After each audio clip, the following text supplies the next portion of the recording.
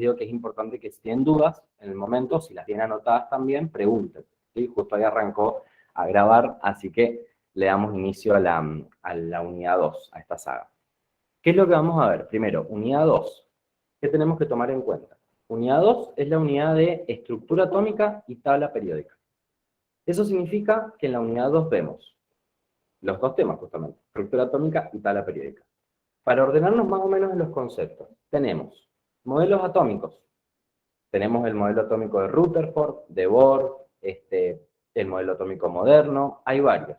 Eso lo miran, dibujito, memoria, como puedan, es un garrón, sí, a nadie le gusta, es horroroso, pero no quita que se pueda preguntar en algún momento. Entonces, lo primero que vemos en la unidad 2, modelos atómicos. ¿Para qué? Para poder más o menos darnos una idea de cuáles eran las primeras ideas que tuvieron los científicos alrededor del átomo y después poder empezar a investigar o aprender qué es lo que hay efectivamente adentro del átomo. Y cuáles son todas las teorías que existen actualmente o algunas hipótesis incluso. Después, ¿qué tenemos? Partículas subatómicas. ¿Qué hay adentro del átomo? Una vez que ya aprendimos qué es lo que pensaban que había y cómo estaba organizado el átomo, vemos qué es lo que hay. Partículas subatómicas son 3. Neutrones, protones, electrones. Después de ver partículas subatómicas, vamos a configuración electrónica.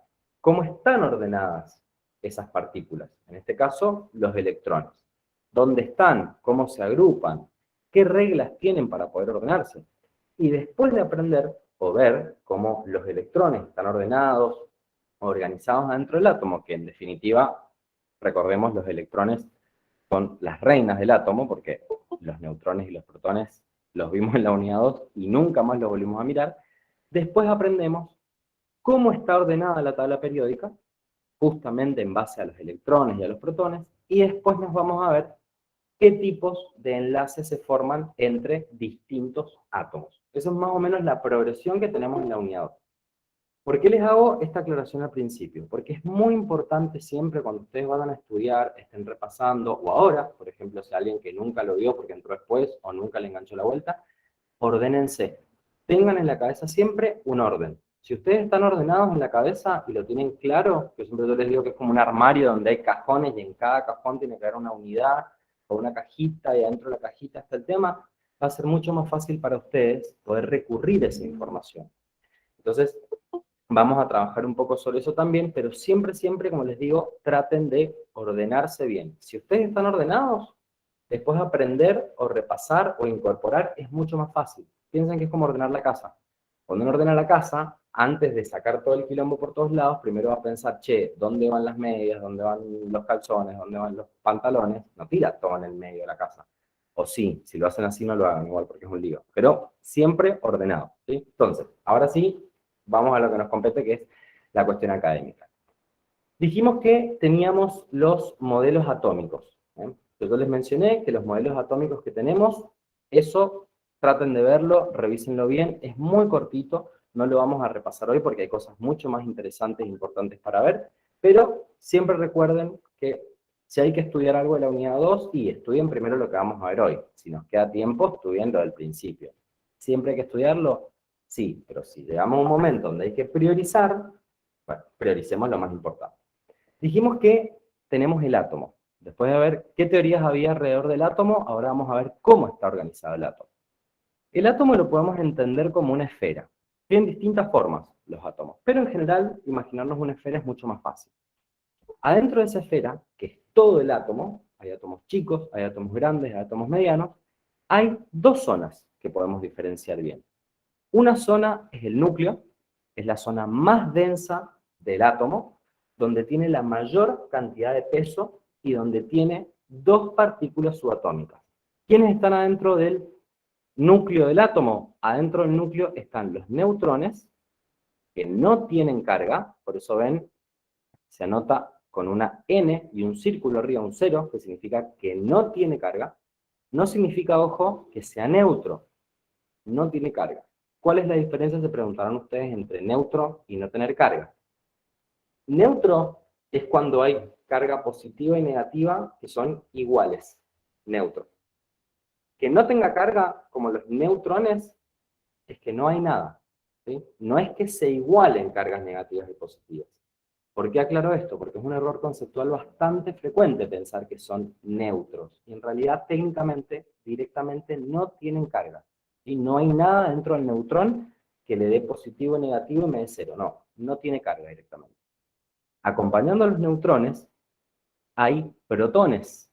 Los protones sí tienen carga positiva. Estos sí tienen carga positiva.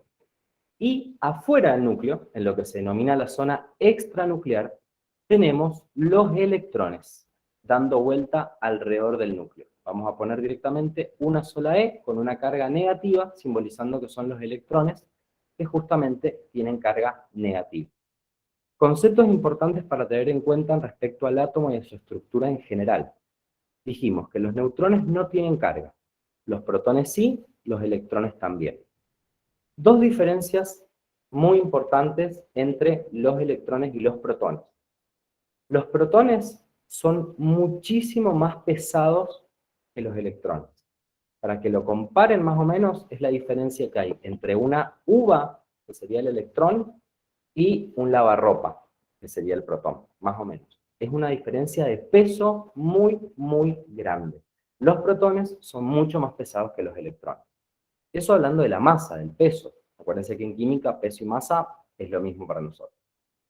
¿Qué tenemos ahora que ver respecto a los electrones y a los protones? Dijimos, tienen una diferencia muy grande de masa, pero la carga tiene el mismo valor absoluto. La única diferencia es que los electrones tienen carga negativa y los protones tienen carga positiva. Entonces, diferencia de peso, un montón. Los electrones son mucho más livianos que los protones. Cargas, valor absoluto es igual.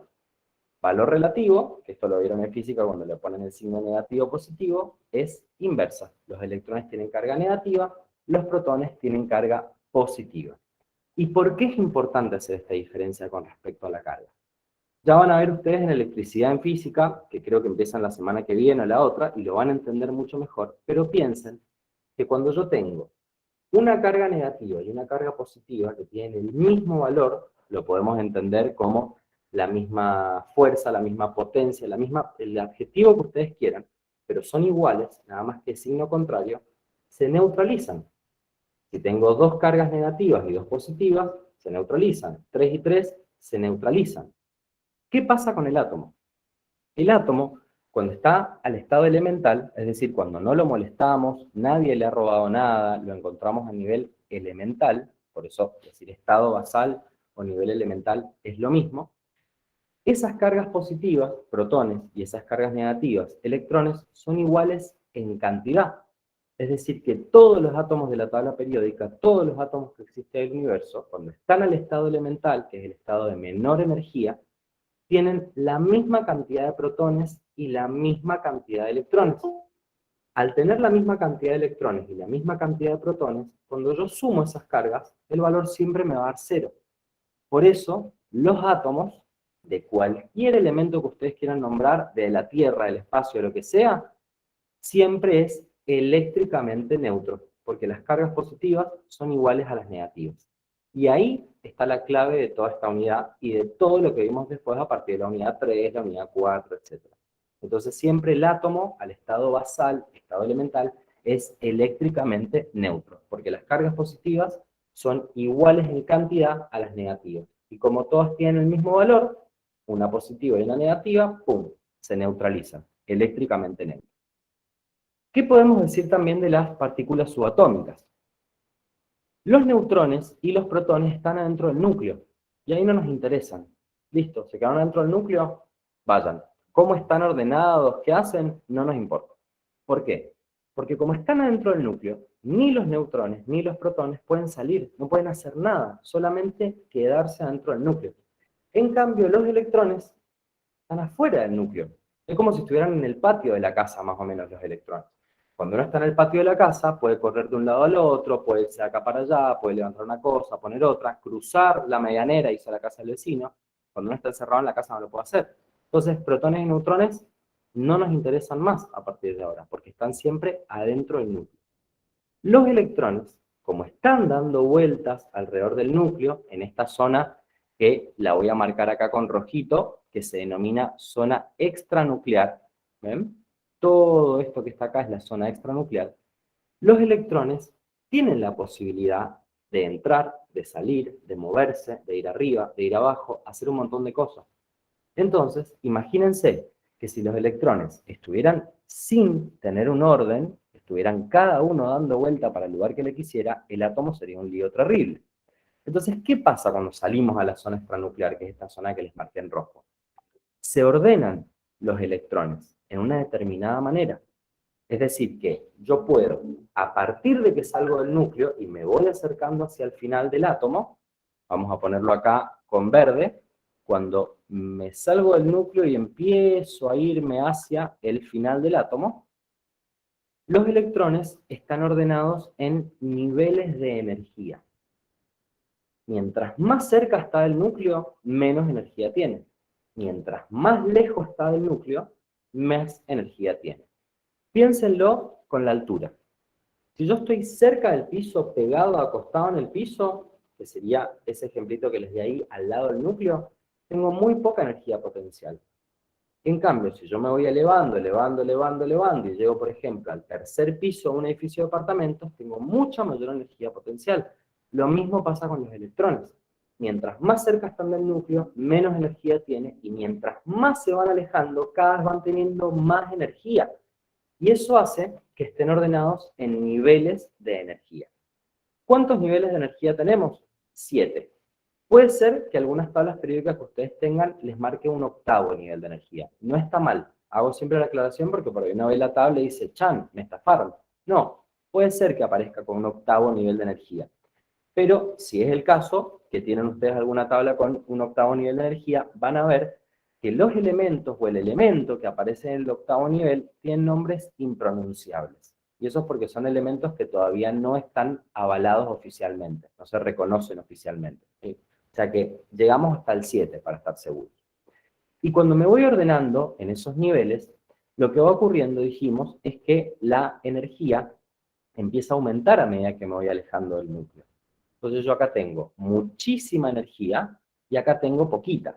Por eso vamos a poner acá un 0 de 0 energía y a medida que nos vamos alejando del núcleo, vamos a poner acá también que está el núcleo, así nos ubicamos mejor con el grafiquito, tenemos un poco más de energía a medida que nos vamos alejando.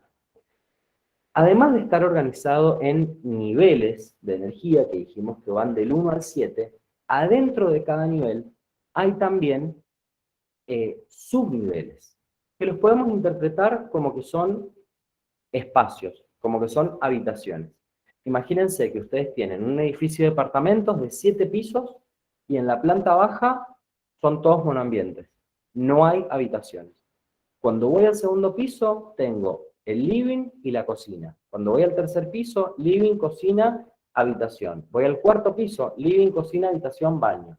¿Sí? Se van cada vez organizando mucho mejor. ¿Por qué? Porque a medida que tengo más energía, tengo más electrones y los tengo que tener mucho más organizados, porque si no, algo que a lo mejor le hago al electrón del nivel 1, no me sirve con un electrón del nivel 4, porque está con mucha más energía, lo tengo que tener un poquito más cerradito. Y eso hace que haya adentro de los niveles subniveles de energía, que son, como les digo, habitaciones adentro de los pisos de un edificio de departamentos donde cada piso es un nivel de energía.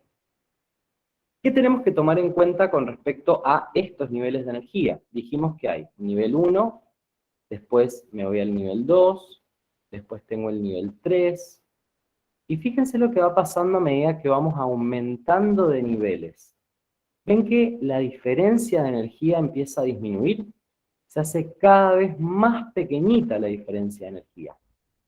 Para hacer también la misma relación que les comenté con respecto al edificio de departamentos, imagínense que el primer piso, planta baja, tiene 3 metros de altura. Tengo un techo altísimo. Cuando subo al segundo piso, y ya el techo está a 2,5 metros. Cuando subo al tercer piso, está a 2 metros. Cuando subo al cuarto piso, el techo lo tengo a 1,5 metros. Y ya cuando llego al octavo, lo tengo de, no sé, 50 centímetros. ¿Sí? A medida que nos vamos alejando del núcleo, en cada piso, en cada nivel de energía, el tamaño o la diferencia de energía se va haciendo cada vez más pequeña. Fíjense acá que lo podemos mirar. Por ejemplo, esta es la diferencia que hay entre el nivel 1 y el nivel 2. Y miren la diferencia que hay entre el nivel 7 y el nivel 8. Ven que hablamos de diferencia de energía, no del valor total, de diferencia. ¿Qué diferencia de energía tengo, por ejemplo, entre el nivel 2 y el 1? Y mucho más que la diferencia que tengo entre el nivel 8 y el 7. Piénsenlo, otra manera de verlo, como si fueran escaleras. A medida que ustedes van subiendo una escalera, cada vez la diferencia entre escalón y escalón se va haciendo más pequeñita. Eso mismo va pasando en el átomo. ¿Sí? Por eso a veces cuando hablamos de diferencia de energía, uno se suele confundir porque suele pensar que si me dicen, por ejemplo, diferencia de energía en el nivel 7, tiene que ser más grande que la que está marcada ahí entre el 2 y el 1. Y no, porque estamos hablando de diferencia, es una resta. Hago el mayor menos el menor. Cuando lo hago en el nivel 2 y el 1 me da esta diferencia. Cuando lo hago entre el nivel 8 y el 7 me da esta diferencia. ¿Sí? Piénsenlo con los escalones o con los edificios de departamentos, que por ahí se lo piensan un poco mejor. ¿Hasta acá alguna consulta, duda, anécdota, algo? Yo quería saber si puedes repetirlo de nuevo de las partículas subatómicas. Muy bien. Vamos entonces. Partículas subatómicas. Tenemos neutrones que no tienen carga, protones que tienen carga positiva, electrones que tienen carga negativa, y la carga de los electrones y los protones es igual, pero de sentido contrario. Los electrones tienen carga negativa y los protones tienen carga positiva. ¿Ahí estamos bien? Sí, gracias. Bueno, sigamos entonces, muy bien. Si no, cualquier duda también me la pueden mandar ahí por el chat, y la vamos viendo. Entonces, nos habíamos quedado acá en la diferencia de energía. Y cuando hablamos de diferencia de energía, piensen también en el edificio de departamentos de vuelta, ¿no? El ejemplo muy bueno. Si yo tengo que subir pisos, pensando en escaleras, no piensen en ascensor, si tengo que subir pisos, tengo que hacer esfuerzo. ¿Qué necesito? Y ganar energía. Me tengo que comer un sándwich antes para poder subir el piso, porque no tengo energía. Y de alguna forma lo tengo que hacer. En cambio, cuando quiero bajar de un piso al otro, me puedo tirar por la ventana y no hago esfuerzo. Libero energía. ¿Vale? Eso mismo pasa en el átomo. Piénsenlo con una bicicleta. Cuando ustedes están subiendo una pendiente en la bici, tienen que pedalear, tienen que ganar energía para poder seguir, o sea, tienen que generar energía para poder seguir subiendo la pendiente. Cuando están bajando y no pedalean, porque lo hacemos todos, cuando bajamos en la pendiente hacia abajo, no pedaleamos, estamos perdiendo energía, estamos bajando de altura, entonces no hacemos esfuerzo. Lo mismo pasa con los niveles de energía. Cuando yo quiero subir del nivel 1 hacia el 2 o del 3 al 4, el que se me ocurra, pero cuando estoy yendo hacia arriba, lo que hago es absorber o ganar energía, porque estoy yendo a un nivel con muy poquita energía a un nivel con mucha energía, entonces tengo que ganar energía para poder subir. En cambio, cuando yo bajo de un nivel más alto a un nivel más pequeñito, lo que hago es perder energía o liberar energía. ¿Cuándo pueden ver este ejemplo que lo han visto en biología? Cuando ven los distintos procesos metabólicos, o por ejemplo en la célula, cuando hacemos la respiración celular, ¿qué es lo que tiene que hacer la célula para que el electrón le dé energía que después puede convertir en ATP o en ADP? Va haciendo el electrón que caiga de un lugar a otro, en la cascada de oxidación. ¿Ven? Que ustedes la tienen, va viendo cómo el electrón va pegando saltitos de arriba hacia abajo, y cada vez que pega un salto, libera energía que la célula agarra y la usa para poder generar después el ATP y el ADP. Entonces, cuando subimos, absorbemos o ganamos energía; cuando bajamos, perdemos o liberamos energía adentro del átomo. Y eso es muy importante tenerlo en cuenta siempre para ver qué es lo que le puede pasar a los electrones, ¿sí? Que son análisis que por ahí podemos hacer cuando subía el nivel 1 al 2 o bajaba el nivel 2 al 1, por ejemplo. Ahí ese análisis de si estoy perdiendo porque estoy cayendo o estoy ganando porque estoy subiendo, a veces nos costaba un poco. Pero siempre busquen algún ejemplo que les sirva. sea el del edificio que se tiran desde la ventana, o sea el de la bicicleta, siempre busquen algún ejemplo sencillo y asócienlo con algo que están viendo para que les quede mucho más claro, ¿sí? Ahora, dentro de los niveles dijimos que había otra organización, que yo les hablé recién de las habitaciones que hay dentro de cada piso de este complejo de departamentos. Y para eso les voy a mostrar acá a nuestro queridísimo amigo, esperen que acá voy a correr un poquitito esto que no me había dado cuenta recién que estaba, para ver bien cómo están organizados los electrones adentro de cada nivel. Dijimos que hay subniveles. Adentro de esos subniveles hay sillas. ¿Vale? Podemos pensarlo de esa manera. Hay sillas para que cada electrón se siente. Dijimos que en el primer nivel era un monoambiente. No había nada adentro del primer nivel. Y si miramos este diagrama, que lo tiene en el cuadernillo, no recuerdo la página, pero si quieren buscarlo y tenerlo a mano, mejor para que por ahí lo vean más claro, ven que hay solamente un subnivel, ven que dice 1S. Y a medida que voy aumentando el nivel de energía, ven 1, 2, 3, 4, empiezan a aparecer otras cosas, otros subniveles. ¿Ven? Y la cantidad máxima de subniveles yo la alcanzo en los niveles 4 y 5.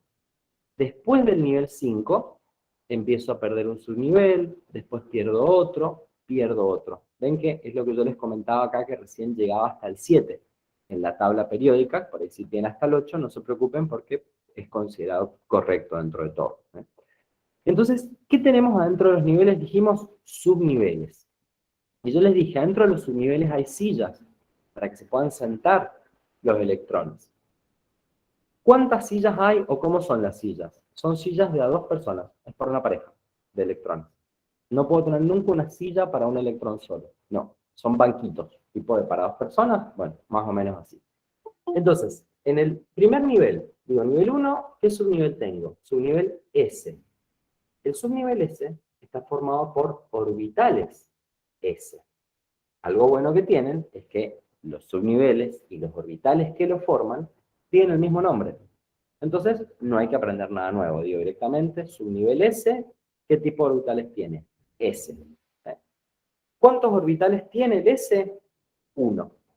Por eso les digo que es una silla, un banquito para 2 electrones, para 2 personas. Entonces, después me voy al nivel 2. ¿Qué subniveles tengo? Y tengo el subnivel S y el subnivel P. Ya tengo 2 habitaciones. En el subnivel S tengo un solo banquito también. 2 electrones se pueden sentar. Pero cuando voy a la habitación que tengo al lado, al subnivel P, tengo 3 orbitales, 3 banquitos.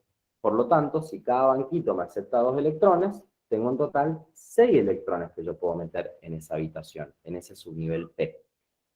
Fíjense lo que pasa en el 3. En el 3 tengo el S, también un orbital, me acepta 2 electrones como máximo.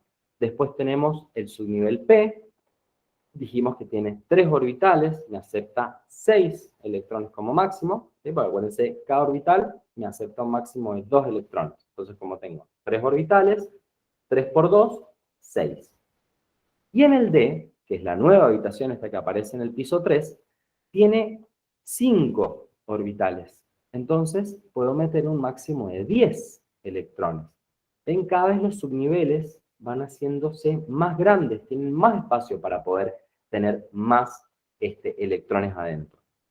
Y cuando vamos al nivel 4, que yo les mencionaba recién, que ahí es cuando tenemos la mayor cantidad de subniveles, aparece el subnivel F, que tiene mucho más espacio, puede aceptar mucho más electrones, porque el subnivel F tiene 7 orbitales.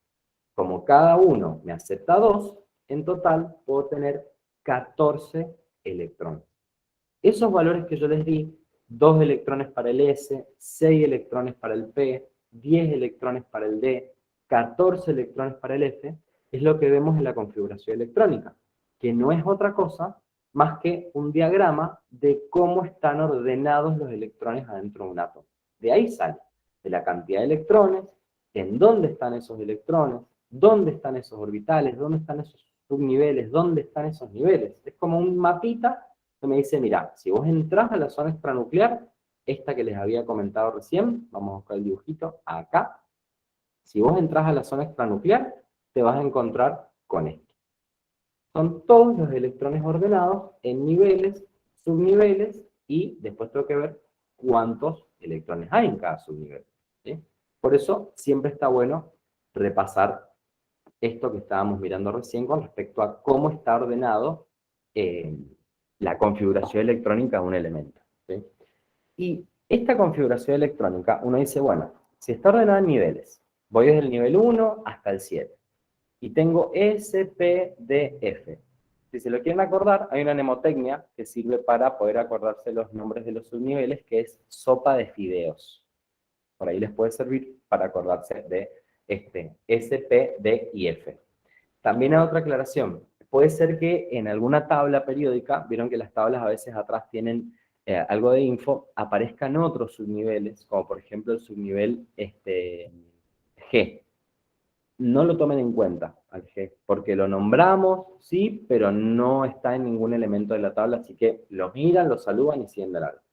Ahí la Cami nos pasó uno, por ejemplo, en el chat, que es SPDF, que ahí, bueno, es un poquito más actual, perdonen, pero fui a la primaria en los 90. Ahí lo pueden ver también, ¿ven? Ese está bueno para acordarse también, es un poco más actual. Pero siempre S, P, D y F. Y yo les decía, está ordenado en niveles, subniveles. Entonces, lo que uno pensaría es, respetan el orden. Primero lleno el primer piso, después lleno el segundo piso, después lleno el tercero, después lleno el cuarto. Pero no, no pasa eso con los electrones. ¿Por qué? Porque los electrones hacen lo que quieren, más o menos. Pero tiene una respuesta del por qué. Yo les dije, llenamos el primer piso, primer nivel, el S. ¿Sí? Lo único que hay para llenar el primer nivel. Subnivel S, meto 2 electrones en el S, listo, me voy al segundo piso. En el segundo piso, veamos que tenemos acá, segundo nivel, S y P. Bueno, lleno 2 electrones en el S, después llego al P y digo, che, ¿cuántos electrones como máximo puedo meter en el P? Y son 6. ¿Tengo 6? Sí, bueno, adentro. Y después me voy al tercer nivel, porque ya no tengo más espacio en el segundo. Llego al tercer nivel, completo acá, ven, 3S, meto 2 electrones. Llego al 3P y digo, joya, meto 6 electrones, que es la máxima cantidad que puedo tener. Y después, no paso al 3D. Sería lo lógico, completar el nivel completo y después seguir al otro. No, del 3P nos vamos al 4S. Es decir, subimos la escalera, metemos 2 electrones en la habitación del S y volvemos a bajar al 3. Como que nos están llenando los pisos arriba y rápidamente tenemos que empezar a canté y gané agarrando los niveles que siguen. Y ese orden, que a veces cuesta mucho aprenderlo, porque tenemos que aprender el orden de cómo ir llenando, es decir, cómo estos electrones se van ordenando en la zona extranuclear de un átomo, lo podemos hacer con este mismo dibujito que yo les estoy mostrando, ¿sí? Que es un diagrama, conocido como diagrama de Pauli. No hace falta aprendérselo de memoria. ¿Por qué? Porque lo que uno puede aprenderse de memoria para el diagrama de Pauli solamente es lo siguiente. Uno agarra y dice, bueno, voy a ver cómo se llenan los electrones. Y escribimos 1, 2, 3, 4, 5, 6, 7. ¿Por qué? Porque son 7 niveles. Después, ¿qué me toca acordar? Y que en el nivel 1 hay un subnivel S, en el 2 hay un S y un P, en el 3 hay un S, un P y un D, en el 4 hay un S, un P, un D y un F, ahí recién aparece el F. El 5 es igual que el 4, S, P, D y F. Y en el 6 pierdo 1, entonces me queda S, P, D. Y en el 7 vuelvo a perder 1, S y P. Si ustedes logran acordarse de eso, ya pueden saber cuál es el orden de llenado de los orbitales y el orden de llenado de la configuración electrónica de un elemento. Porque al armar ese triangulito, ese diagrama, ver ese dibujito que les acabo de armar, lo único que tenemos que hacer ahora es trazar diagonales, flechitas. Entonces agarramos y decimos, che, ¿cómo lleno el diagrama? Bueno, arranco desde arriba. 1S, lo completo. Listo. No tengo nada más, bajo. S, lo completo. Después me voy al P. Ven que lo hacemos de derecha a izquierda y hacia abajo. Por eso les digo que es una diagonal. Miren lo que pasa ahora. completo el 2 del P y me voy al 3S. ¡Pum! Me voy a la derecha. Tengo el P. 3P y no me voy al D. Me voy al 4S. ¿En qué? Vamos viendo cómo se va formando la diagonal. Ya no tengo más, vuelvo. ¿Dónde me había quedado? Ah, sí, me quedó el D libre. Bueno, 3D, 4P, y miren lo que pasa acá. 5S. Se manda cualquiera, ¿ven? No completa el nivel entero y después sigue subiendo. Va cruzando, que es un fenómeno que se conoce como solapamiento. ¿Por qué? Porque los subniveles van ocupando diferentes niveles de energía. Por eso los tengo solapados. ¿Ven? Que no termino de completar el 3 y ya empecé a completar el 4. Después me vuelvo a completar el 3, sigo completando el 4 y antes de terminarlo ya estoy en el 5 de vuelta. Después vuelvo acá, 4D, 5P, 6S. Ahí ya, fíjense, empecé ya a completar el 6 y el 4 todavía está vacío. ¿Ven? No lo estoy completando todavía. Recién ahora llego al 4F, 5D, 6P, 7S. Fíjense acá, empecé a completar el 7 y el 5 todavía está incompleto. ¿Ven? Hablando de niveles, porque se empieza a producir ese solapamiento. ¿Cuándo empieza a ocurrir ese solapamiento? A partir del nivel 3. Cuando ya empiezo a completar el nivel 3 y llego al P, 3P, nivel 3, subnivel P, me voy al 4S, antes de terminar de completar el nivel 3. Y fíjense que no hace falta, como les digo, aprenderse de memoria la lista de 1S, 2, pum, pum. No, hagan el dibujo siempre, porque si se acuerdan que es un triángulo, más o menos, del 1 al 7, y van aumentando, muy parecido, creo, a... había una película, no me acuerdo si era Harry Potter, que lo hacían con la palabra abracadabra, pero si lo buscan van a saber lo que les estoy diciendo, pero no me acuerdo la película. Van haciendo el triangulito y les queda perfecto. Después simplemente trazan líneas diagonales. Y ahí ya tienen el orden de llenado de los electrones en un elemento, cualquiera que se les ocurra. Y acá ya para terminar, fíjense, 5F, 6D, 7P. Ahí recién terminé de completar totalmente la configuración electrónica de un átomo. ¿De cuál? Cualquiera que se les ocurra o el que nos esté pidiendo el ejercicio. ¿Sí? Pero siempre, siempre con ese diagrama que, como les decía recién, no hace falta que se lo aprendan de memoria, porque lo pueden armar ustedes. Sabiendo esas pequeñas cosas, las juntan, trazan diagonales y ya les queda armado. ¿Hasta acá? ¿Alguna consulta?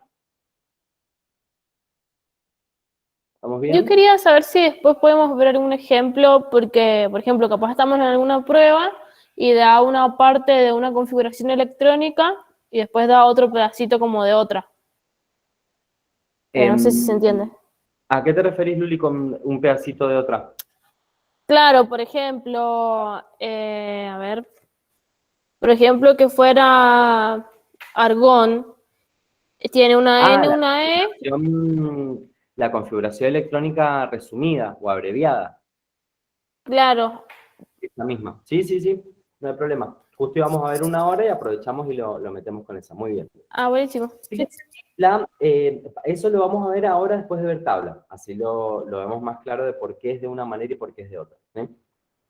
Pero fíjense que la configuración electrónica, cuando armamos a partir de cualquier elemento que a nosotros se nos ocurra, es la identidad que tiene un determinado átomo. ¿Por qué digo esto? Porque en el estado basal, cuando hablamos de lo que vimos recién, de que cuando hablamos del estado basal, estado de menor energía, estado elemental, la cantidad de electrones y la cantidad de protones que hay dentro de un átomo es igual, numéricamente, es la misma cantidad. La forma en la que esos electrones se están ordenando es única para cada elemento. Y fíjense la palabra que usé, elemento, no dije átomos, porque cuando decimos átomos podemos incluir otras cosas distintas también, de cada elemento. Si ustedes van a la tabla, si la tienen a mano, la pueden revisar ahora, aprovechenlo que está bueno para verlo, van a ver que las tablas periódicas les dan este dato de cada uno de los elementos que tenemos en la tabla. Por ejemplo, la configuración electrónica del hidrógeno es 1s1. Vamos a anotarla acá, por ejemplo. La del hidrógeno es 1s1. ¿Por qué? Y porque el hidrógeno tiene en el estado elemental un protón, entonces tiene que tener un electrón. Hago la configuración con el electrón y solamente puedo llenar 1s1. Si se van al otro costado de la tabla, bien a la derecha, van a encontrar el helio. Y el helio tiene esta configuración, 1s2. ¿Por qué? Y porque el helio tiene dos protones. Recuerden, los protones están en el núcleo, no se pueden mover. Entonces tiene que tener dos electrones. ¿Por qué? Porque los átomos son eléctricamente neutros. Siempre la carga positiva y negativa son iguales. Como tengo dos electrones, me fijo en el diagrama de Pauli y digo, che, ¿cómo los ordeno? Y llego al primer piso, tengo el subnivel S, tiene un solo orbital, puedo meter dos electrones. Y ya quedé. No puedo seguir completando, porque ya no tengo más electrones con el helio. Por ejemplo, el siguiente elemento, si no me falla la memoria, es el litio.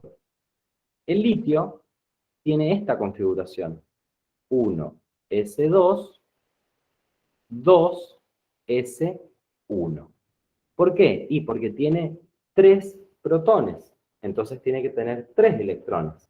Los protones están dentro del núcleo, no les doy bolilla, pero los electrones los puedo ordenar. Meto 2 electrones en el 1s, me quedé sin espacio, todavía me queda un electrón, ¿a dónde lo mando? Y al subnivel siguiente, el 2s. Por eso me quedan 2s1. Y eso lo pueden ver en cualquier elemento de la tabla. Acá estamos trabajando con ejemplos con poquitos electrones, porque si no estaríamos, imagínense, queremos hacer la configuración del wolframio o tungsteno, si es que lo encuentran en la tabla, vamos a estar hasta el día del arquero, porque son un montón de electrones. Pero, ¿por qué es importante mirar esto y ver el tema de la configuración y relacionarlo con el número de protones? Verán que yo les decía, ¿por qué tiene esta configuración? Y porque tiene 2 protones, entonces tiene que tener 2 electrones. Ese dato, la cantidad de electrones, me lo da la tabla periódica, pero no me lo da directamente. No me dice, mira, el número de electrones del helio es 2, o el número de electrones del hidrógeno es 1. No me lo da así. La tabla periódica les da un dato que nos permite hacer la configuración electrónica, pero nos da el dato indirecto. En vez de decirnos la tabla periódica cuántos electrones tiene cada elemento, la tabla periódica nos dice cuántos protones tiene cada elemento. Y ahí la pregunta siempre es, che, pero ¿no sería más fácil que nos diera directamente la cantidad de electrones en vez de la de protones? Y yo les podría decir, sí, sería más fácil. Pero, ¿por qué nos da la cantidad de protones y no la de electrones? Porque los protones, como están en el núcleo, no pueden salir. O sea que si yo tengo, por ejemplo, un átomo de cloro, un átomo de potasio, un átomo de azufre, el elemento que se les ocurra, y ese elemento gana electrones, pierde electrones, le pasa cualquier cosa, la cantidad de protones sigue siendo exactamente la misma, porque están dentro del núcleo, no pueden salir. Eso les da algo que significa que están siempre con la misma cantidad de protones. Yo tengo, por ejemplo, 2 átomos de hidrógeno distintos. La cantidad de protones va a ser siempre igual. ¿Por qué? Y porque como están adentro del núcleo, no los puedo cambiar. No puedo sacar uno, meter 2, hacer algo. No, eso únicamente pasa en la fisión binaria y estamos hablando ya de energía nuclear, o sea, otro nivel que no vamos a ver. Sí, pero la cantidad de protones siempre es la misma en cada átomo cuando pertenecen al mismo elemento. Ese número que yo les digo, que nos da la tabla, y es la cantidad de protones, es lo que se conoce como número Z, o número atómico. La cantidad de protones que tiene cada átomo de cada elemento. Todos los átomos de hidrógeno tienen el mismo Z. ¿Cuánto es? 1. Todos los átomos de sodio, por ejemplo, tienen el mismo Z, la misma cantidad de protones. ¿Cuánto? 11. ¿Eso puede cambiar? No. La cantidad de protones es el ADN de cada átomo, de cada elemento. ¿La cantidad de neutrones puede cambiar? Sí, puede variar. Cuando lo vimos, isótopos, concepto de isótopos. Puede cambiar la cantidad de neutrones dentro de un mismo elemento. ¿La cantidad de electrones puede cambiar? Sí, dentro de átomos del mismo elemento, la cantidad de electrones puede cambiar. ¿Por qué? Y porque como están afuera dando vueltas alrededor del núcleo, Pueden entrar, pueden salir, pueden hacer lo que les cante. Los protones no, es el ADN. Nosotros nos podemos teñir el pelo, nos podemos cambiar de ropa, podemos engordar, adelgazar, hacer un montón de cosas, pero nuestro ADN va a seguir siendo siempre el mismo. ¿Por qué? Porque está dentro nuestro, no lo podemos cambiar, no podemos meter dentro del núcleo de la célula y cambiar una guanina. No, no pasa eso, ¿no? Bueno, sí con las mutaciones, pero es otro tema. No cambia el ADN, ¿sí? Lo mismo pasa con los protones. Entonces, anótenselo bien y recuérdenlo siempre. El Z, número atómico, el dato que me da la tabla periódica es el número de protones. Y ahí nosotros, indirectamente, tenemos la información de los electrones. Hacemos ese razonamiento de decir, che, la cantidad de protones y electrones es igual. Bueno, tantos electrones. Pero el Z me da el número de protones, ¿sí? Porque nunca cambia, es el ADN de cada elemento de la tabla periódica. Y acá, retomando un poquito lo que me consultaban recién de la configuración, vieron que uno va siguiendo las líneas y va haciendo, y llega un momento donde las configuraciones electrónicas se hacen muy largas de escribir, muy tedioso. Imagínense por ahí un elemento con, por ejemplo, 10 electrones. Bueno, no hay problema, lo escribo, uno hace. Pero imagínense escribir la configuración electrónica completa de un elemento que tiene 45 electrones. 3 horas y media vamos a estar escribiendo, es un montón para escribir. Entonces los químicos que hicieron, ni lentos ni perezosos, dijeron, che, ¿y si encontramos una forma abreviada para escribir la configuración? Bueno, buenísimo. Y eso es lo que les mencionaba recién. Podemos escribir la configuración electrónica de un elemento completo, desde el principio hasta el final, aclarando en cada punto todo. O puedo agarrar y decir, por ejemplo, el sodio. Fíjense, el sodio, vamos a buscarlo acá, tenemos. El sodio tiene un Z que es de 11. Esto significa que tiene 11 protones. Y como estábamos en el estado elemental, esto significa que hay 11 electrones. ¿Vale? Que es consecuencia de esto. O sea, primero razono esto y después veo los electrones. Entonces, cuando hacemos la configuración del sodio, por ejemplo, busquemos ahí, tomen de referencia el tema de Paul, vamos ordenando y decimos, bueno, arranco, ordenando los electrones.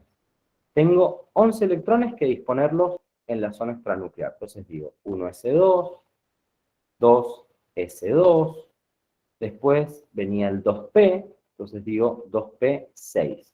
Cuento, tengo 2 y 2, 4, y 6, 10. Me queda uno más. ¿Dónde lo mando? Al 3s1. Y ahí ya no sigo completando porque ya no tengo más electrones.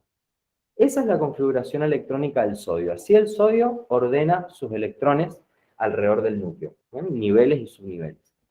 Pero en vez de escribir eso, yo puedo agarrar la tabla y decir, che, ¿habrá algún elemento que me incluya esta configuración? Fíjense si hay algún elemento ahí en la tabla, si alguien la tiene a mano, que sea así. 1s2, 2s2, 2p6. Fíjense si lo tienen a mano ahí, si hay algún elemento que tenga eso que yo marqué en celeste. No sé, pero me suena que la plata. O un Le metal. faltan electrones para la plata. Tiene que ser El desde gas sí, noble muy anterior. bien. Un gas noble, muy bien. Ahí la Bianchi, muy bien, el neón. Fíjense, se van a la tabla periódica, bien a la derecha, van a encontrar el neón. Y búsquenlo, el símbolo químico del neón, acá se lo escribo, es este. ¿Ven? Y van a ver que la configuración electrónica que les da la tabla es 1s2, 2s2, 2p6. Entonces, ¿qué podemos hacer? En vez de escribir toda la configuración electrónica del sodio, decimos, che, mira, la configuración electrónica del sodio es igual a la configuración electrónica del neón, con la diferencia de que en el nivel 3 se le agrega un electrón más. Escribirlo de una forma o de la otra es exactamente igual. Nada más que una configuración electrónica es la completa, le podemos decir, y esta que acabo de escribir es una configuración electrónica abreviada o resumida. Es También ¿sí? puede Lo ser, mismo. profe, ¿Cómo? también puede ser que aparezca solo el 3S1. Es raro que aparezca el 3S1, pero puede ser, lo he visto en algunas tablas, que en vez de poner el gas noble anterior, lo sacan. y dan como por entendido que todo lo anterior está completo. Eso puede ser también. Es raro, pero puede ser. Lo más correcto, digamos, es escribirlo de esta manera. O sea, aclarar que antes está toda la configuración del neón y después tengo el 3S1. ¿Ven? ¿Por qué también se puede escribir de otra forma? Porque si estamos hablando de elementos que están en el estado basal, tenemos que tomar en cuenta que yo no puedo saltearme niveles y meter de onda un electrón en el nivel 5 si tengo todo otro vacío.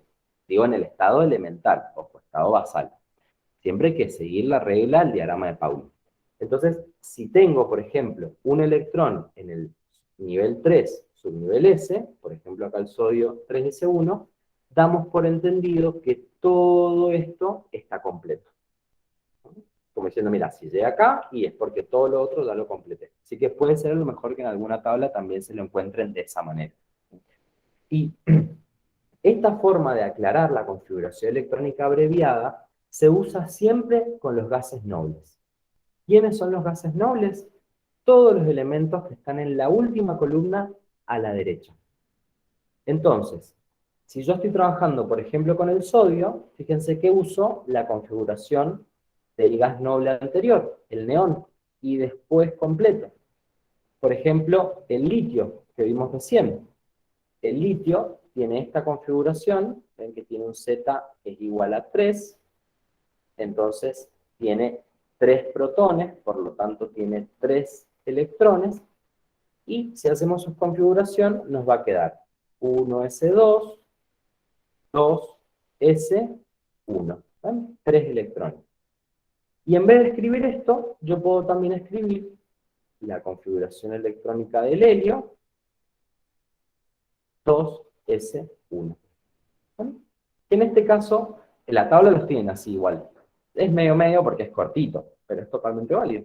Podemos escribirla completa o resumida.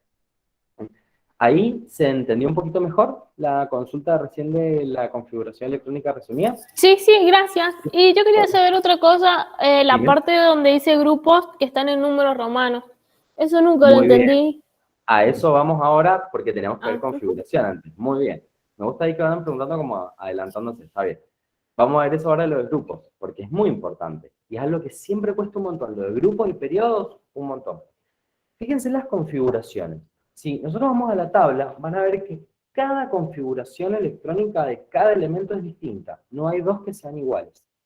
En el estado elemental o estado basal. Siempre que hablemos de tabla periódica, estamos hablando del estado de menor energía, cuando nadie le hizo nada al átomo.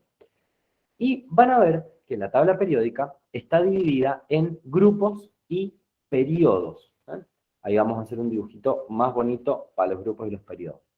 Ustedes tienen la tabla, más o menos, con mucho cariño mirarla, y está dividida en celdas horizontales, que se denominan periodos, y en columnas, que son verticales, que se denominan grupos. ¿Cómo está ordenada la tabla periódica? ¿O a quién se le ocurrió decir, che, organicemos la tabla periódica en grupos y periodos? Dale, buenísimo. ¿Y qué criterio tomamos en cuenta? Bueno, después de muchísimos años, de muchísimos científicos y científicas no sabían cómo ordenar la tabla periódica. Si pueden, dato curioso, busca en internet las cartitas que se usaban antes de que Mendeleev tuviera esta fantástica idea. Son muy curiosas las cartitas que se usaban antes. Alguien dijo, che, ¿y si ordenamos a los elementos de la tabla periódica en base al número atómico, al número Z, al número de protones? Y dijeron, dale, buenísimo. Entonces se dieron cuenta que ordenando la tabla periódica de izquierda a derecha, y bajando después, siempre de izquierda a derecha, coincidía dos cosas importantes para poder ordenarlo. Se dieron cuenta que si ordenaban la tabla periódica en base al número atómico creciente, por eso acá, por ejemplo, tenemos al hidrógeno, que es el que tiene un protón, acá tenemos al helio, que tiene 2 protones, acá al litio, que tiene 3 protones, y así podemos seguir con todos. Se dieron cuenta que había algo que coincidía, y que si tienen la tabla a mano lo pueden ver. Van a ver que cuando uno mira de grupo, del 1 al 18, miren esos números ahora. 1 al 18, número arábigo, que son los números que usamos normalmente nosotros.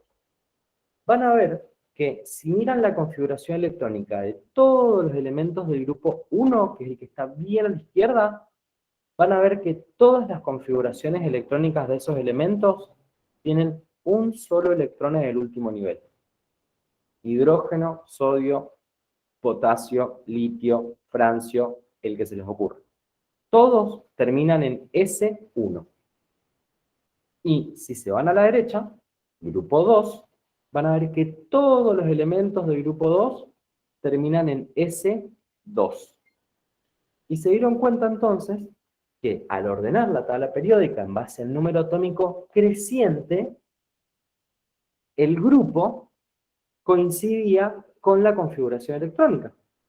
Por eso la tabla periódica está ordenada del 1 al 18.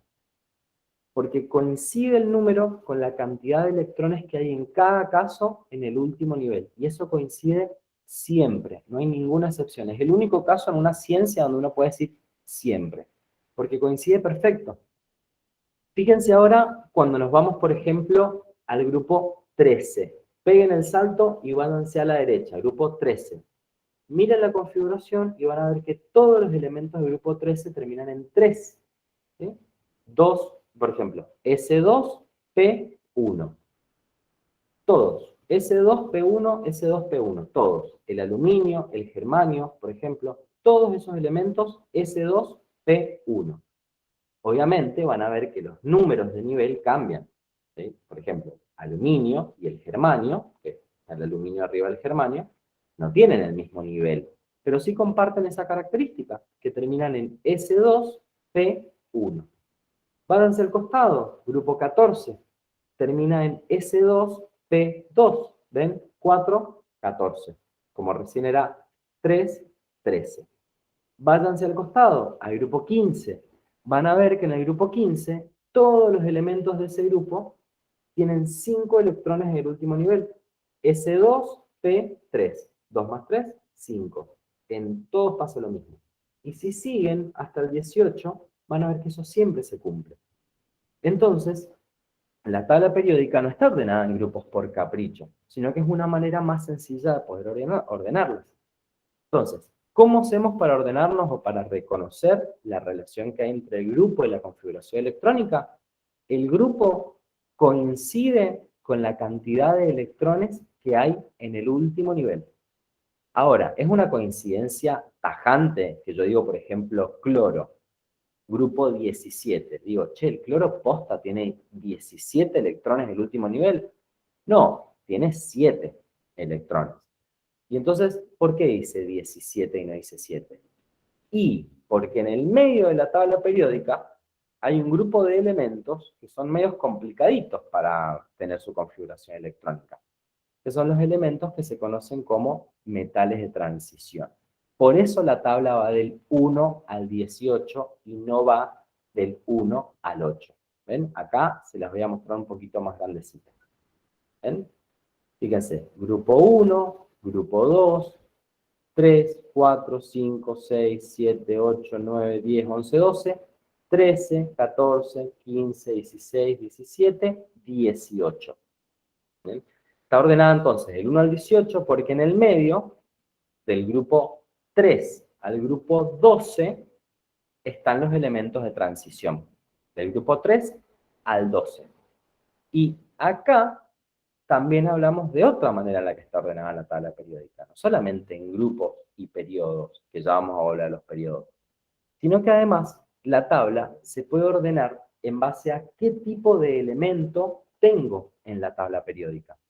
Les estoy mostrando un ejemplo que nos da hidrógeno.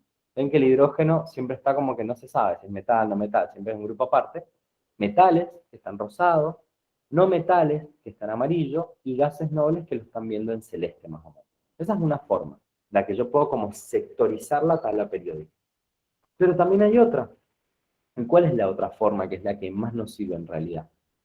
La tabla periódica también está dividida en elementos representativos, que son estos que yo estoy marcando en rojo, y elementos de transición, que son los que estoy marcando en celeste. ¿Hay también otro bloque en la tabla? Sí, es la línea de 2 pilas que tienen abajo de la tabla como separado, se denominan elementos de transición interna. ¿Nos interesan mucho? No. Hay que saber una sola cosa de ellos, que ahora la vamos a nombrar. Pero lo demás, no. Es más, se pone a ver los nombres, son nombres de elementos que nunca en su vida han escrito. Son muy difíciles y no se usan casi para nada, por lo menos en lo que nosotros estudiamos. ¿Y para qué nos sirve esto de dividirlos en representativos, no representativos, de transición? Los elementos representativos, voy a anotar acá, los grupos van desde el grupo 1 al 2 y me pego el salto, ven acá, del 13 al 18, son elementos que tienen su último electrón en un subnivel S o en un subnivel P. Miren la tabla y van a ver que se cumple siempre. Grupo 1 y grupo 2, el último electrón cae en un subnivel S. Por eso la configuración electrónica de todos esos elementos del grupo 1 y grupo 2 termina en un subnivel S. S1, grupo 1, S2, grupo 2. Me pego el salto y me voy al 13. ¿Por qué? Y porque en el medio, en eso que les marqué en celeste, están los de transición. Son medio raros, ya los vamos a ver. Me voy al grupo 13. Todos los elementos que están desde el grupo 13 al grupo 18 tienen el último electrón en un subnivel T. Esos son los representativos. Grupo 1, grupo 2, pego el salto del 13 al 18. Esos son los representativos.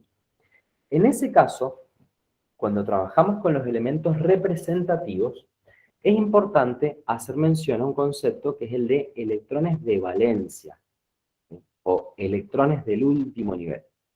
Ahora que ya vimos la unidad 3, porque por ahí este concepto cuando vimos la unidad 2 era medio complicado de ver, cuando vimos la unidad 3 y aprendimos los números de oxidación, esos números de oxidación de los elementos representativos, voy a dar algunos ejemplos, por ejemplo, sodio, hidrógeno, potasio, calcio, cloro, nitrógeno, aluminio, bromo, tiene una relación con el grupo y con la configuración. Piensen en los números de oxidación más altos del sodio, por ejemplo. El sodio tiene un solo número de oxidación, que es 1, más 1. Como es un metal, tiene número de oxidación más 1. Coincide con el grupo. Si lo buscan en la tabla, van a ver que el sodio, ustedes piensan, número de oxidación más 1, ¿en qué grupo está? Grupo 1. Lo mismo pasa con el magnesio, por ejemplo. Magnesio tiene número de oxidación más 2. ¿En qué grupo está? Grupo 2. ¿Por qué? Y porque el número de oxidación más grande, positivo, coincide con la cantidad de electrones que tiene el elemento en su último nivel. Son los elementos que puede poner en juego. ¿Cuál es la cantidad más grande de electrones que puede poner en juego el magnesio? 2. Bueno, ¿por qué? Y porque solo tiene 2 en el último nivel. Por eso coincide con el grupo. Y si se van a cualquier elemento del 13 al 18, del grupo 13 al grupo 18, van a ver que también se cumple. Por ejemplo, el cloro. Número de oxidación más grande del cloro, 7. ¿En qué grupo está? Grupo 17. Significa que tiene 7 electrones en su último nivel. Por ejemplo, el nitrógeno. Número de oxidación más grande del nitrógeno, 5. ¿Cuántos electrones tiene el último nivel? 5. Entonces, ¿en qué grupo está? Grupo 15. ¿Ven? Porque trabajamos con números arábigos. Hay una relación entre el número de electrones que tiene el último nivel y el número de oxidación. ¿Cuándo nos es útil esto? Cuando hacemos enlaces de Lewis. Ahí nos es útil ver la cantidad de electrones que hay en el último nivel. Que es lo que siempre cuesta, porque decimos, ¿cómo hago yo para hacer los enlaces que hay en el ácido sulfúrico? Si no me está dando la tabla periódica. No hace falta. Porque al saber, por ejemplo, el azufre, que tiene el número de oxidación más 6, ya me estoy dando cuenta que hay 6 electrones en el último nivel. Siempre coincide cuando hablamos de los elementos representativos, que son los del grupo 1 y 2, y del 13 al 18. Porque desde el grupo 3 al grupo 12 son elementos de transición, que es donde está, por ejemplo, la plata, el manganeso, que lo hemos visto tantas veces, el cromo, el cobre, el hierro. Profe, ¿y cómo sería, por ejemplo, con el silicio? Y el silicio tiene número de oxidación más grande, más 4. Entonces está en el grupo 14. Ah, bien. ¿Bien? Sí, Siempre, sí, siempre sí, con sí. el número más grande lo pueden ver. Pero ahí puede aparecer otra pregunta. Alguien me puede decir, che, Rodri, ¿y el oxígeno, por ejemplo, que tiene número de oxidación -2? ¿O el flúor, que tiene -1? Ahí hay una respuesta también. Cuando ustedes tienen un elemento que tiene solamente números negativos, por ejemplo, el oxígeno o el flúor, son los ejemplos típicos, ese número negativo me indica la cantidad de electrones que le faltan para llegar a 8, al octeto. Entonces, el oxígeno tiene -2. ¿Qué significa? Que le faltan 2 electrones para llegar al octeto, a los 8. Y si le faltan 2, entonces ¿cuántos tiene? 6. El flúor, por ejemplo, tiene número de oxidación -1. Y si tiene -1, significa que le falta un electrón para llegar al octeto. Por lo tanto, ¿cuántos tiene? 7. O sea que también lo pueden sacar con los números negativos, pero es con el más pequeñito de todos. Por ejemplo, el nitrógeno. El nitrógeno tiene 10.000 números de oxidación. 5, 4, 3, 2, 1, 0, -1, -2, -3. El más pequeñito. Fíjense, con el más pequeño, ¿cuánto le falta? 3. ¿Y entonces cuántos tiene? 5 electrones. ¿Por qué? 5 más 3 me da el octeto. Y si no lo pienso con el positivo más grande, 5. Tiene 5 electrones en el último nivel. ¿Sí? Siempre hagan esa relación con respecto al grupo y al número de electrones que tenemos. ¿Qué es lo que tenemos que prestar atención con los grupos? Es la pregunta que me hacían más temprano. A nivel internacional actualmente ya se usa solamente esa forma de nombrar los grupos, con números arábigos, del 1 al 18. ¿Por qué? Porque es fácil. Es del 1 al 18, nada se repite, es todo muy bonito, todo coincide. Pero hay otro tipo de forma o otra nomenclatura, ya que vamos a hablar con la palabra correcta, que también divide a los grupos de otra manera, y los divide en grupo A y grupo B. ¿Por qué los divide de esta manera? Porque para esa nomenclatura, que es la que se conoce como nomenclatura tradicional o romana, mientras que esta de los números arábigos se suele conocer como americana o moderna, esa nomenclatura vieja, que incluso muchas tablas ya ni siquiera la traen escrita a la de números romanos, lo que dice es, hay dos grupos de elementos, los elementos representativos, grupo A, y los elementos no representativos, grupo B. Entonces, la tabla me los divide, vamos a ponerlo acá en otro color, ¿sí? Para que quede un poquito más bonito, acá, en azul lo vamos a poner. Me los divide entonces en grupo A y me los divide, fíjense acá también, todo grupo A, porque son elementos representativos, y en grupo B, que serían estos que están acá. La cantidad de grupos es más o menos la misma. Pero ¿qué es lo que hace esta nomenclatura vieja? Que es la pregunta que me hacían recién de los números romanos. En vez de ponerle numeración del 1 al 18, esta nomenclatura vieja dice, mira, el grupo A va del 1 al 8. Entonces tengo grupo 1A, 2A, pum, pum, pum, 8A. Siempre aclaro número romano y letra, grupo A. Y el grupo B, tengo 10 grupos, pero son B. Entonces, tengo que tener mucho cuidado cuando anoto con esta nomenclatura, porque yo puedo tener, por ejemplo, grupo 1, esperen que le voy a poner el mismo color, si no, me mando el moco. Puedo tener grupo 1A, grupo 2A, me pego el salto y recién acá tengo el grupo 3A, fíjense, porque es representativo. Y sigo completando hasta el grupo 8A. Desde ya les aclaro que esta nomenclatura no tiene sentido, es re difícil, pero bueno, está. ¿Vale? Me divide en grupo Yo A. ahí tengo una C, no tengo una A. Sí, porque esa es otra forma de nombrarlo, pero igual esa no Ah, está en los libros. Así que bueno, si tiene sí. C, está bien, porque está aceptada, pero no la vemos nosotros. Mejor, menos para estudiar. Así que anoten la última, pongan B y ahí les queda más lindo. ¿Sí? Ahora, por ejemplo, acá en el B, ¿qué es lo que dice esta nomenclatura? Igual, hago del 1 al 10, pero aclaro que es grupo B. Entonces tengo grupo 3B, ¿ven? Hago grupo 3B, 4, 5, 6, 7, 8, 9. 10, 1, 2. Si se van a la tabla, van a ver que ustedes tienen esto. Grupo 1B. Vamos a hacerlo más bonito acá para que quede mejor. Y después dice grupo 2B. Y probablemente digan, che, pero si yo cuento del 1 al 8 y del 1 al 10 no me da la cantidad de grupos que teníamos recién. ¿Por qué? Porque esta nomenclatura, cuando llega al grupo 8, fíjense acá, busquen el 8B, incluye 3 columnas distintas. Entonces ustedes tienen 3, 4, 5, 6, 7, 8, B, y después dice 1, 2. El 9 y el 10 no los jugamos al truco. Ven que es re complicada la nomenclatura romana, no tiene sentido. Al pedo es tan complicada, pues nadie la usa. Pero ¿cuándo suele ser la confusión? Siempre piénsenlo de esta forma. Si el elemento es un elemento representativo, tiene que terminar en S o tiene que terminar en P. Si termina en S o en P, dijimos, es representativo, puedo anotar el grupo. Si elijo, o estoy en un ejercicio y me dan las opciones, por ejemplo, me fijo, che, ¿cuántos electrones tiene? 3. ¿Es representativo? Sí. ¿Por qué? Y porque termina en P. Por ejemplo, el aluminio. Entonces dicen, bueno, si lo voy a anotar en número arábigo, me toca acordar que no es 3, es 13.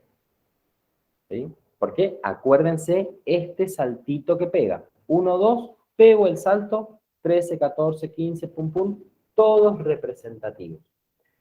Entonces siempre hagan ese razonamiento. Si el elemento es representativo porque termina en S, grupo 1 o grupo 2.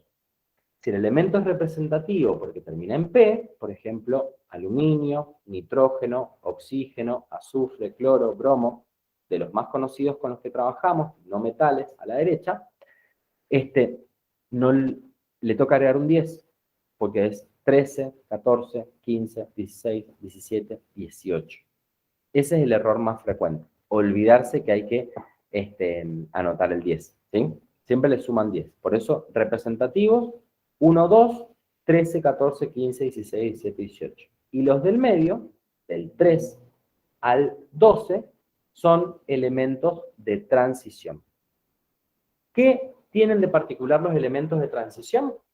Que los elementos de transición terminan su configuración electrónica en un subnivel D. Ni un S ni un P, en un D termina su configuración electrónica.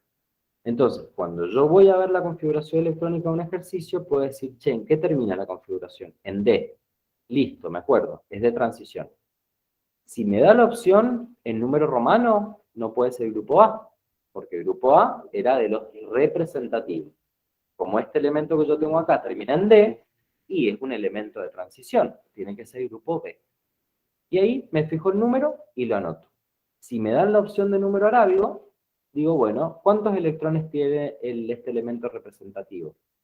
Y ahí se complica un poquito, porque ¿qué hay que hacer en los elementos de transición? Que son todos los que están ahí en el medio de la tabla.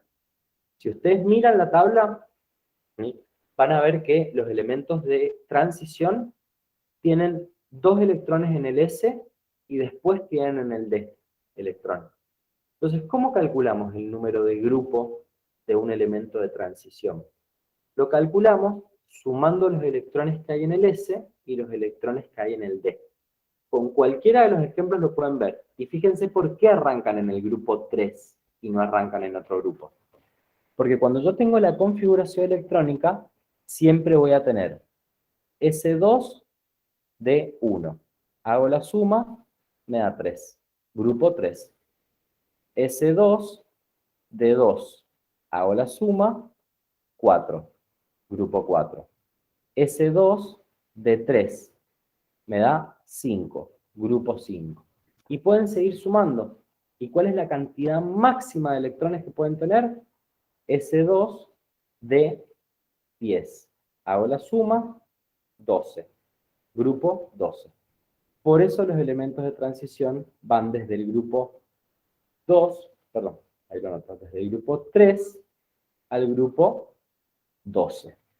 porque es la cantidad más pequeñita y la más grande que puedo hacer cuando sumo el D con el S. ¿Se entendió bien la diferencia de los de transición y los representativos? Para Sí, calcular? gracias. Manso. Ahora, antes de irnos, porque ya vimos todo completo, ¿qué nos queda por ver? Enlaces. Pero por suerte enlaces, como estamos viendo orgánica, lo estamos reviviendo permanentemente, estamos teniendo como síndrome de estrés postraumático con enlaces. Ahí la Romy nos hace una consulta. Romy, adelante. Ahí vi la pregunta acá, nos dice, ¿usamos la clasificación de metales pobres? Buena pregunta, Romy. En la tabla, dependiendo de la tabla y la edición que tengan, porque eso también depende mucho de cada país y de las ediciones, van a ver que muchas veces las tablas les clasifican los elementos de forma distinta. Generalmente, la clasificación que hacemos de los elementos es muy general, como esta que yo les marqué acá, y pueden llegar a agregar otra clasificación que es la siguiente. Esto, por las dudas, lo tiene el cuadernillo, pero anótenlo si quieren. Grupo 1, metales alcalinos. Grupo 2, alcalinos térreos. Esa es una forma de identificar, digamos, un grupo. Grupo 1, alcalinos. Grupo 2, alcalinos térreos. Y el grupo 17 se lo suele nombrar como halógenos, que es donde está el flúor, cloro, bromo y yodo. Y bueno, el 18, que es de los gases nobles. Y a veces nos suelen nombrar a los metales preciosos, o los metales nobles, que también se les dice. ¿Cuáles son? Los metales que se usan en joyería. Oro, plata, platino. Esos suelen ser los metales nobles o metales preciosos. ¿Sí? Pero otra clasificación no usamos. ¿Sí? Eso para que lo tengan en cuenta. ¿Qué les recomiendo que hagan ahora por si quieren repasar o quieren fijar lo que vimos hoy? Vayan a ver el examen de la unidad 2, que ahí en Moodle si entran, lo van a ver apenas entran, abajito de los avisos, donde dice repaso para el integrador, ahí lo tienen para poder hacerlo las veces que quieran y poner a prueba si pudieron enganchar mejor los temas hoy, ¿sí? Si no también el modelo de examen, el TP, lo que necesiten, pero para poder fijar un poquito mejor lo que vemos hoy. Así que espero que les haya servido. Inauguramos la primera saga del año de química y seguirán las otras, así que estén atentos al cronograma, que es el mismo que vamos a usar. Y bueno, nos seguiremos viendo presencial o virtual, como elijan ustedes, en la saga. Así que les haya servido y que tengan muy linda tarde.